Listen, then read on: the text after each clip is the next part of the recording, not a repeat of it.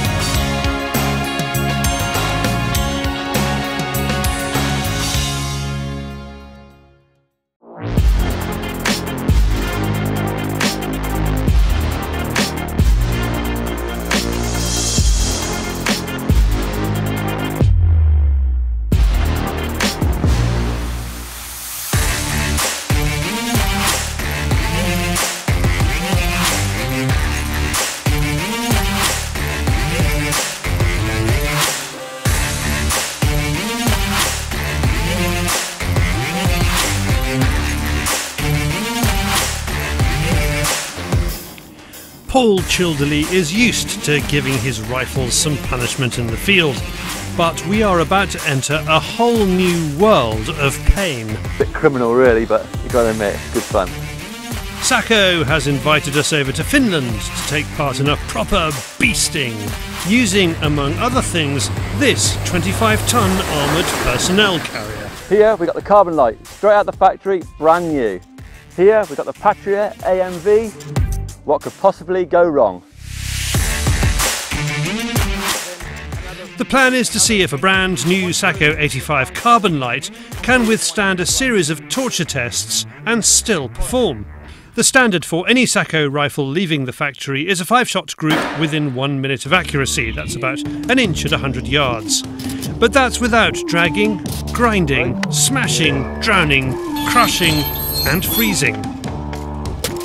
Before we unleash the beast, we head down to the basement where all respectable Hollywood tortures take place to see what happens as part of the standard Sako rifle testing. We've got 5 different types of rifles. We've got wooden stock, and obviously the synthetic stocks. We've got a slow-mo camera, make sure the rifles don't go off, and obviously see how strong the stocks are. The slow-motion phantom camera shows every detail of the drop test. Is there a set height? Yes, normally it's half meter and 1 meter, and now we are using even higher than that. Yeah. So you're sort of going over and above the standard. Yeah, we always put some extra. Yeah, that's good, yeah. To turn up the heat a bit, they've cooled one down. They have frozen a Carbonlight solid. This is normally done with just military hardware, but Sako wants to illustrate that even in the worst winter moose hunting conditions, the carbon fibre stocked rifle can cope. Minus 28 degrees.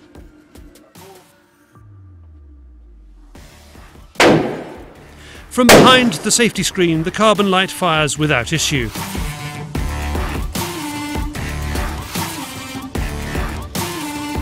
We'll be back at this shooting station later after we take the Carbonlight for a spin. I'll put it on safe just in case. Well, this is stage 1 of the destruction test. Stage 1, drag. Good luck. Now, we could have done this with a Volvo, but that wouldn't have been any fun.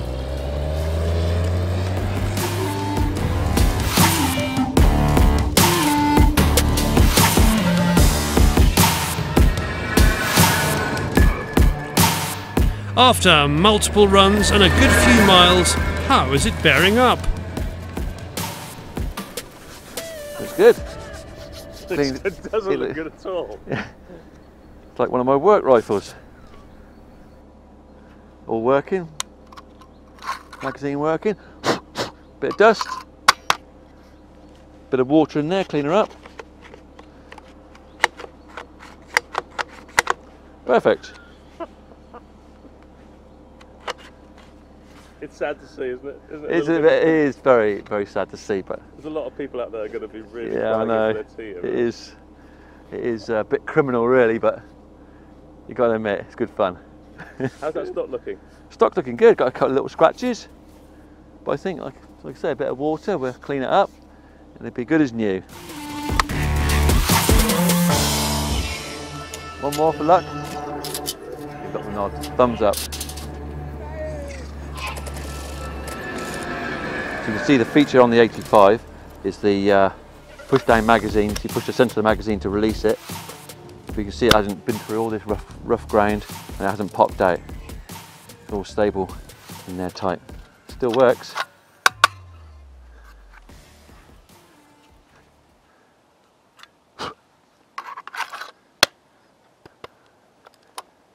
Still works. Dare I?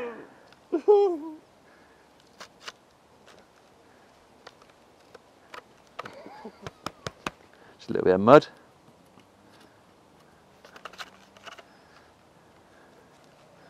Move the rope. Yeah, no problem. Just a little bit of dust. Barrel's clear.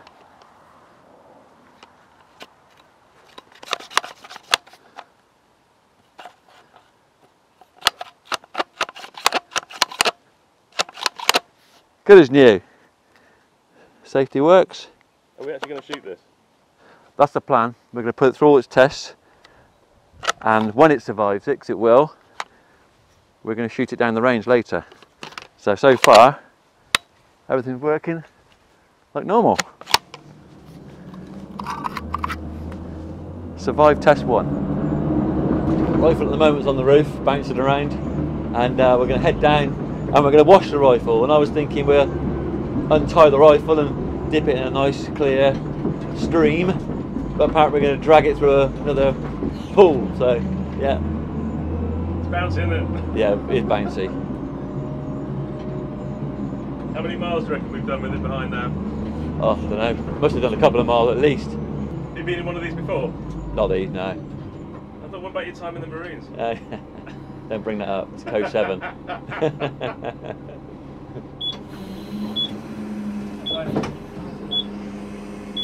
There we go. There's a little bit of water, I think. Drag it through that. Is that what you're thinking? Earth, rocks and dust are one thing. How about water?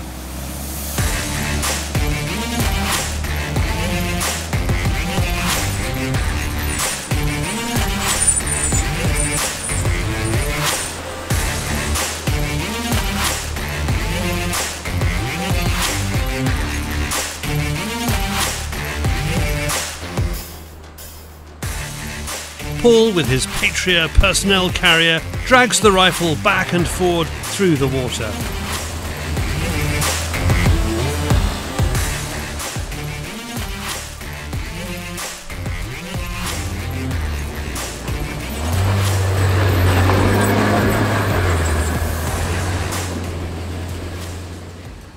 I forgot to put the hatch down, and that wasn't a good idea. There we go. What I think we'll do now is just give it a quick wash. If you're up for that, just give it a quick wash. We've washed it finish style through the puddle, doing X amount of mile an hour being dragged 5 or 6 times. Now I'm just going to walk over there and clean it, see if it works. Proper clean it? Clean it in a puddle. Not proper clean it like with a rod and oil. It's if you're out in the sticks and you had to, just to, in case you drop your rifle. You've had one hell of an accident. Yeah. Shake it around a little bit. Ta-da! Maybe not quite ta-da yet. Going to test the magazine. Yep, that's jammed in. Just with mud though. I'll do the bolt next. Oh, perfect. A bit gritty.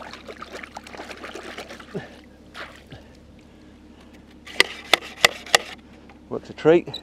Magazine. Oh, I've got a bit of a problem. Bit of mud in there, I think. There we go. Simple. Yeah, it's just a bit gritty. Just a bit gritty. Just a bit gritty. There we go. Perfect. Obviously the barrel's solid, but with the stick we'll never get that. I mean, what do you think? Let's have a look at it. You know, I mean, look at that, look at that. Not a little few scratches there. I mean, if you put it back there, there's nothing wrong with it. And you look up close, you can see the scratches. When it dries out, you'll see the scratches. But at the moment, it's wet. You can't see anything. Occasional bit of mud. what's the next thing? The next thing is we're going to put it back together, like so.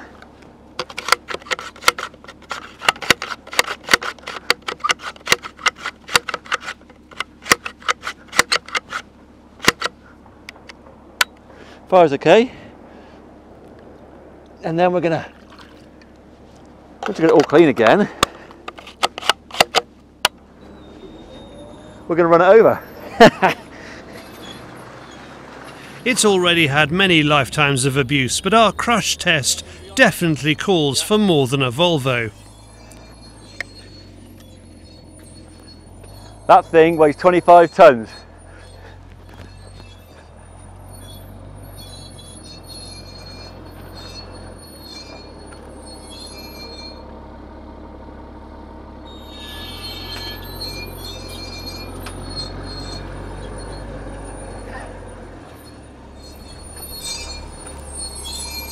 There was a crunch, wasn't there? Definitely flat. That's seriously heavy.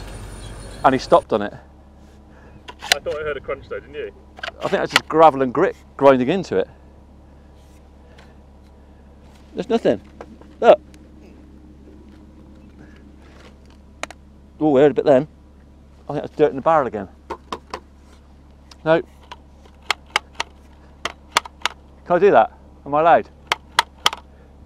What do you think? Happy with the results? Yeah, it seems working and everything is in order. Yeah. A few scratches, a little bit of dirt. Just little water and TLC. So what's the plan? We're going to clean the barrel out and give Yeah. it a check over. Let's clean it and check it and try to shoot it. Try to shoot it. Perfect. See if it's still accurate. Yeah.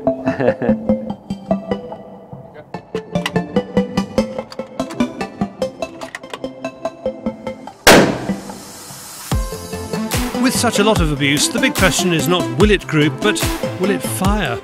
We're back in the underground range and taking every precaution.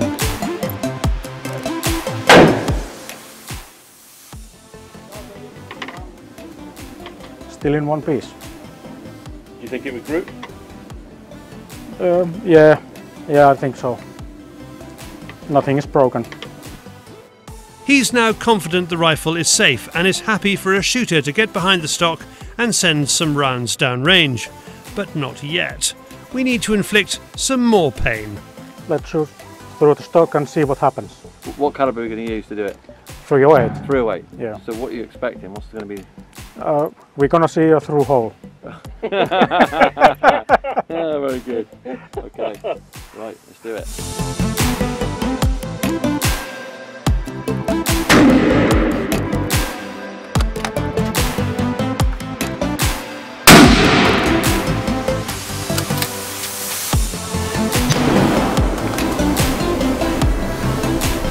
So Mika, 2 shots through. Yeah. What do you think?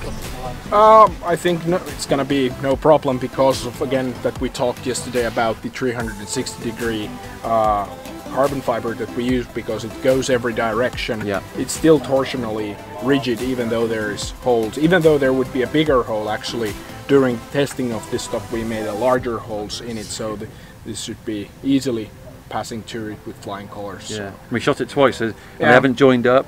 No. And we obviously purposely shot it next to the edge as well, because obviously Yeah. near the edge it would have, Yeah. normally Yeah, split away. exactly. So that 2 shots in the base of the stock still.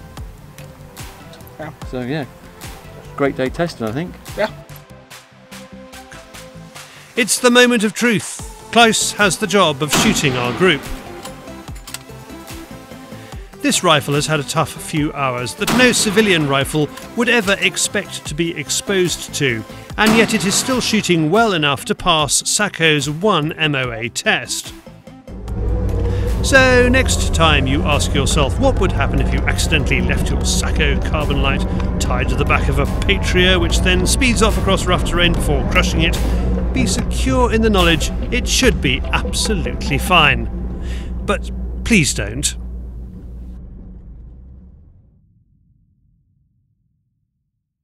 Thank you, Paul, and everyone at Sako who helped coordinate that destruction test, all in the name of science, you understand. Now, coming up, we have vegetarianism, rewilding, general licences and gamekeepers with Dr. Mark Avery. First, that shy woodland creature, David, on the Fieldsports Channel, News Stump.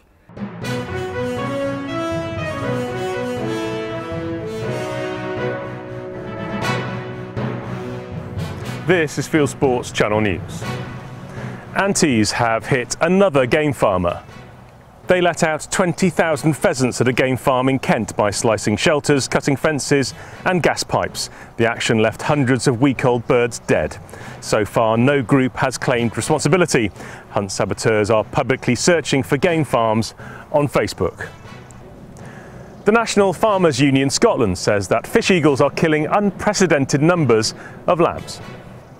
Since seagulls were introduced to the west coast of Scotland in the 1970s, their numbers have increased to the point where they're causing significant losses to sheep farms. One farm in Argyll and Bute says it's lost 181 lambs in 6 years. A hunting show expose is funded by ads for a hunting show. The Birmingham Mail published a story slamming hunting safaris offered at the popular British shooting show, which has taken place at the NEC outside Birmingham since 2017. Unfortunately for the newspaper, the ads next to the article for some readers were for the Game Fair, which has more hunting safari operator booths than the British shooting show. The story also embarrasses the London-based Daily Telegraph. It puts out the same story, but it's the former media partner of the Game Fair. The country's show season is well underway. Last weekend saw tens of thousands visit the Scottish Game Fair at Scone Palace in Perthshire. Good weather prevailed all weekend. Thanks to shareholder Al Gabriel for sending in the images. The first World Clay Shooting Championship to take place in Ireland has been heralded as a huge success. The 5th ICTSF World English Sporting Championship was held at Douth Hall in County Meath. All the top shots have been quick to praise the organisers and course setter Richard Folds, MBE, for putting on an amazing show. The winner was Derek Mine from the USA. I thought it was a 5-star event, beautiful estate, everything ran to clockwork, targets were fantastic, infrastructure was fantastic, it's been a fantastic atmosphere all week. You couldn't ask for a better event than this, really. Moorlands in the north of England have become countryside classrooms for more than 1,400 children. It's all part of the Let's Learn More event, More spelled M-O-O-R. It's organised by Basque and the North York Moors Moorland organisation.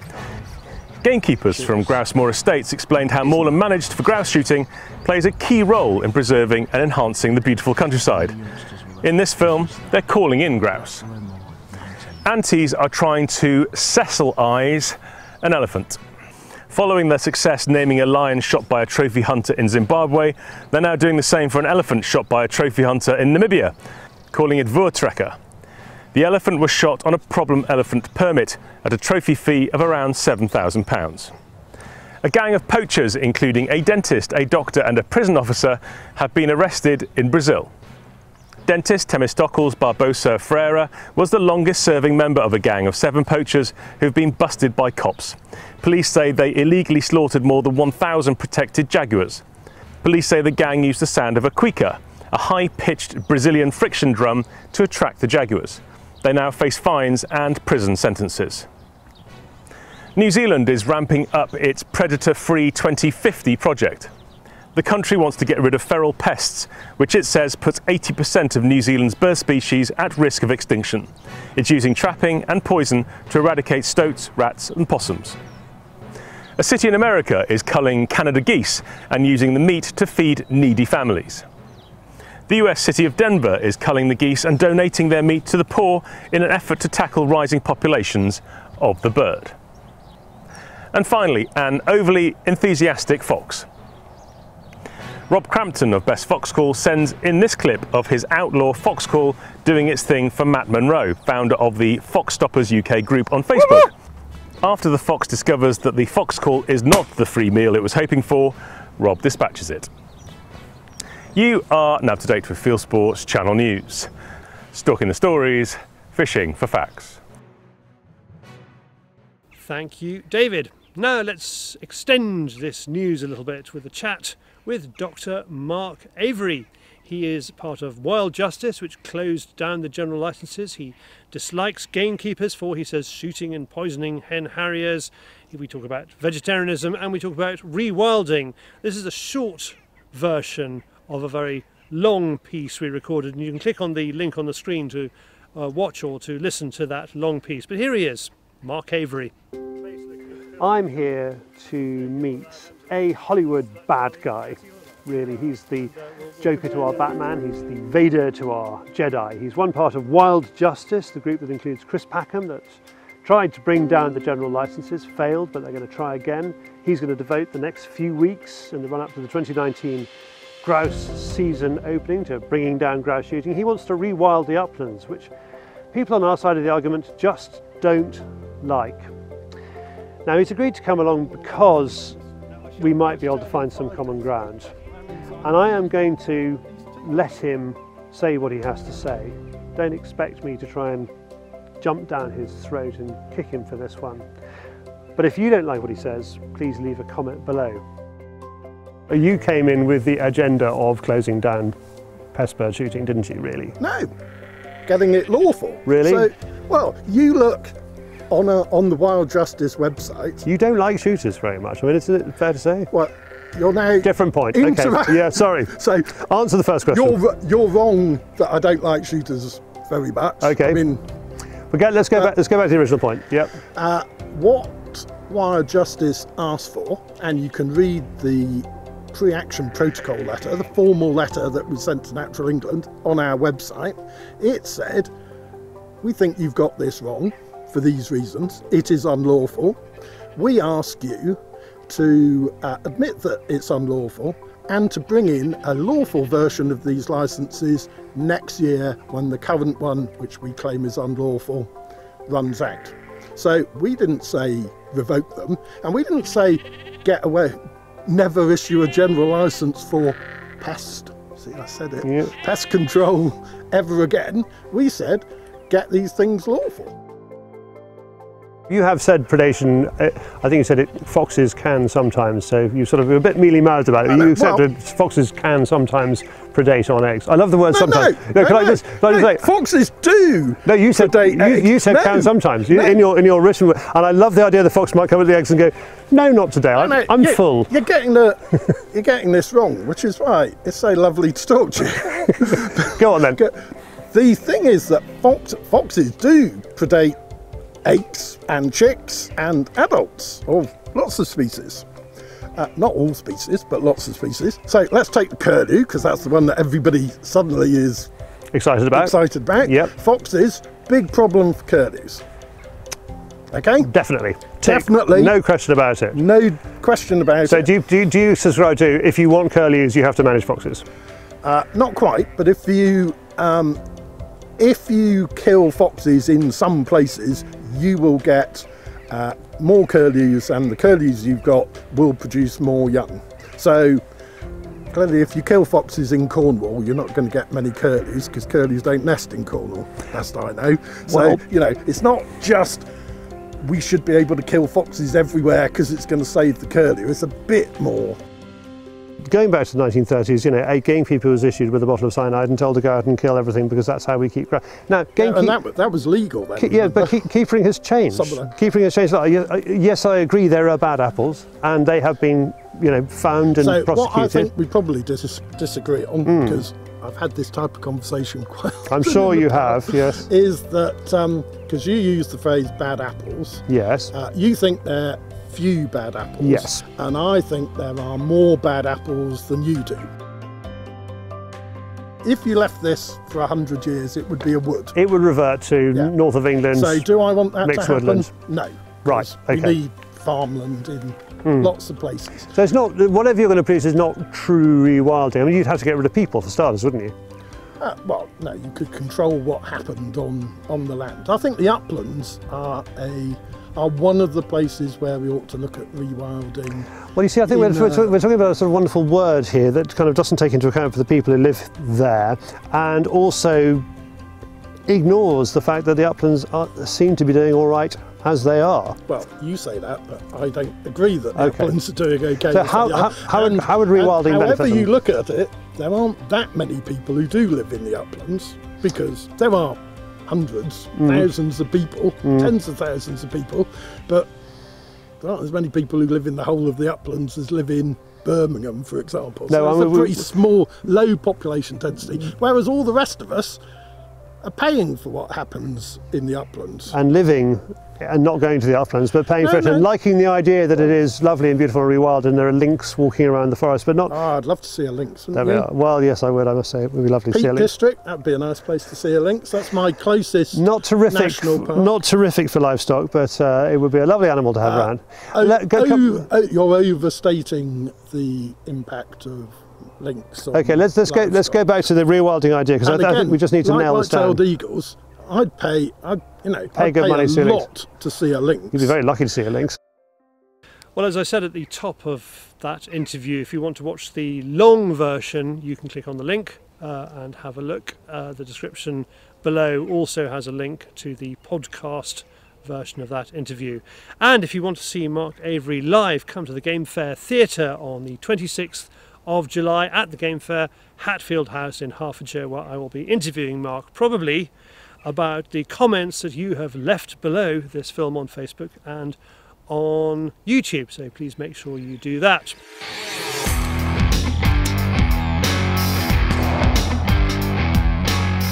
Hunting YouTube, which aims to show the best hunting and shooting videos that YouTube has to offer. Tweeds and Pheasants sends me his latest video of a day on the pigeons in Gloucestershire. Laid barley, they decoyed a treat, and he finished with a bag of 106. Classy German hunting magazine Halali makes one of its beautiful films about deer stalking with editor Ilka Dawn. She's after red stags in the Pyrenees. For a change in pace, Clay Tall Stories is out in New Zealand with buddies and family members all armed with dogs and knives looking for feral pigs. Ken Payne sends me an article from the Sporting Shooters Association of Australia, which shows a local fox call in action. The foxes are running towards the sound even though they're in the spotlight. Wildjäger is fox shooting in Serbia. Filmmaker and shooter Vukasin Prelevic is out after the animals in his home country. In Romania, Yanni Salmi puts together a series of shots on wild boar, some good, some wild misses. Worried about the future of hunting in the media? More bands of hunting filmmakers are forming, similar to the Swarovski weekend I went on last week. German channel Dreispross makes this film about the Outfluence content camp in Germany in May. And Swarovski is putting its beliefs where its mouthpiece is. Under the hashtag Closer to Hunting, that's the number 2, Natch, it puts out a short film about Patrick Hundorf, a man who brings together its values of nature and hunting. It won't win an award for incisive journalism, but it's good to see. That's it for this week. I put all these films into a playlist for you. Click on the eye symbol top right or check this film's description. If you have a YouTube film you would like us to pop into the weekly top 8, email me the link, charlie@fieldsportschannel.tv. Well, that's it for this week. If you haven't done so, please pop over to our website, fieldsportschannel.tv, where many benefits await you. You can click to like us on Facebook and on Instagram. You can follow us on Twitter. You can subscribe to us on YouTube. You can catch up on the news. fchannel/news will take you straight there. You can support us. You can back us. Go to fchannel/shares to find out about that. I will see you next week. In the meantime, good hunting, good shooting, good fishing, and goodbye.